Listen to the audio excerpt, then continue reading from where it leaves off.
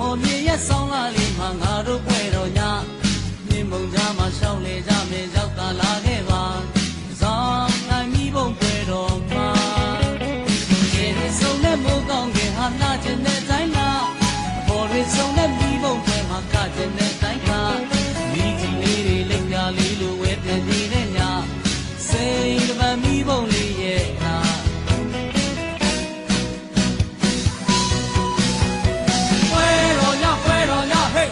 ဘုံမောင်းတီလောက်ကပွဲတော်ညတို့ရှမ်းပြည်ကတို့